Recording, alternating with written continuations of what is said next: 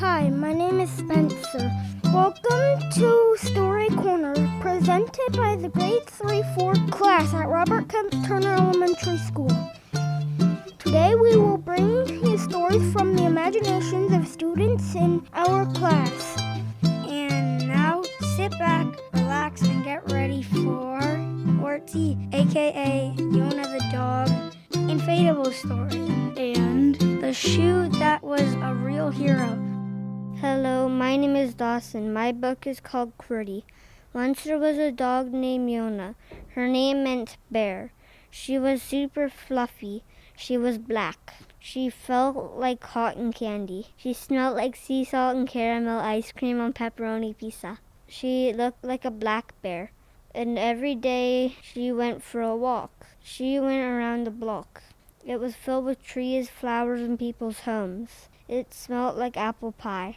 Until one day the world blew up, but her home did not. It was black and red. Her windows had been boarded up. It was creepy, and there were spooky ghosts and blood on the wood. Because of that, Yona couldn't go for walks anymore. She was too scared to walk in her home. She was hiding. She felt a chill. Because of that, Yona cried. She cried a lot. She cried even more. Because of that, Yona's home flooded. She swam up to the attic. A spooky ghost came to Yona. She hid from it. The only thing keeping Yona warm was her fluffy fur. Until finally Superman came and saved the world. He remade the world. Ever since then, Yona went for a never-ending walk. The end.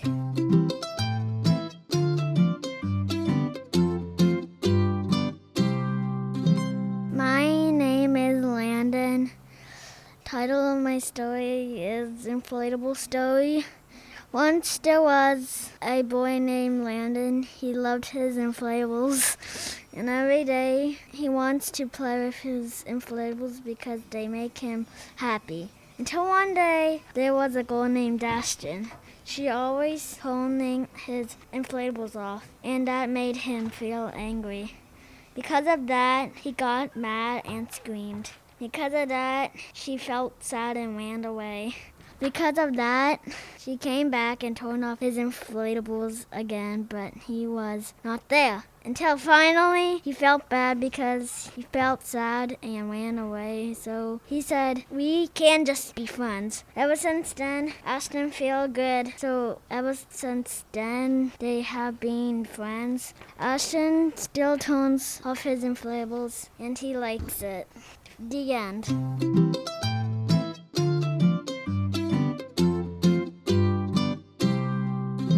My name is Aurora. The title of my story is The Shoe That Was a Real Hero. Once there was a very old shoe, very hard old shoe, and shiny black shoe, that was 99 years old. It had been putting criminals in prison for 90 years. He was a lonely shoe. His name is Shoe. He had lost his sister 12 years ago. And every day, that shoe stopped criminals to keep the city safe from the robbers.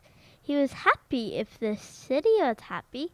He was good with the cops being lazy because he could take care of the robbers himself. Because he was strong and nobody could overpower him.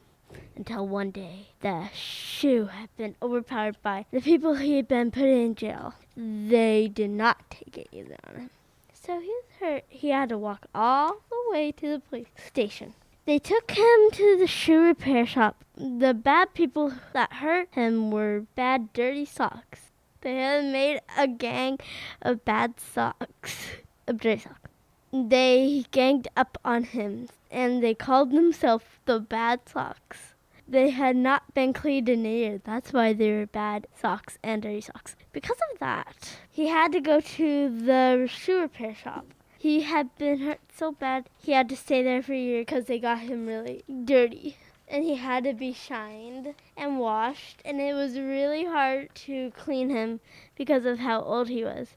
But he still is the hero of the city, so he was really worried about the city because nobody knows how to defeat the dirty socks except for the cops that are not lazy, and him. So the cops that are not lazy have a hard time defeating the Dirty Socks. So the Dirty Socks get victory almost all the time. Because the cops were not too strong, because of that, the Dirty Socks had got away with almost everything because the cops were lazy. And almost all of them did not know how to fight crime. Only the ones who were not lazy. And they know that the shoe had to stay at the repair shop for a year because they took them there. So they had to fight crime so the city had at least a little money, just in case the Dirty Socks took all of the money in the city. Because people still had to pay rent for bills, food for their children and themselves, clothes, toilet paper, and other things to survive life. And the other dangers in the city was sad that almost every cop was lazy. Because of that, 10 diamonds were taken a month. And then all the diamonds were gone because they had been stolen from their owners. And everyone was broke except for the Dirty Socks. The Dirty Socks were filthy rich. Nobody got money from anywhere because the Dirty Socks owned everything in the city except for the homes of the people in the city because they still made homes and all the furniture in their house. And the Dirty Socks aren't that cruel, so the kids still went to school, high school, university, and college. Until finally, the shoe had found out that all the diamonds had been stolen, and it made a plan that when he got out, he would put them all in jail. Except for the lazy cops. They were just put in a training course for being lazy. Then the shoe had finally been released from the repair shop, and he did put them in jail. But the lazy cops were put in cop course because they did not do good at being one.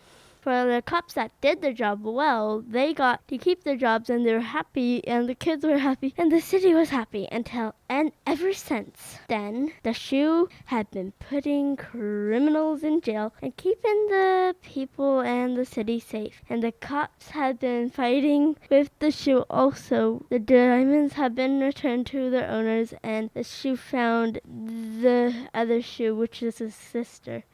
And she has been putting criminals in jail too. And they got reunited because they found each other when he was looking for a bow tie. And her name is Lola. So Lola lives and they lived happily ever after the end.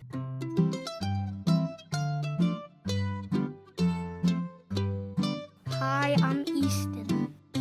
You've been listening to the stories created by students in Miss Wright's grade 3-4 class at Robert Kemp Turner Elementary School, written during our story workshop in October and recorded in December of 2020. This is a Halifax Regional Arts production.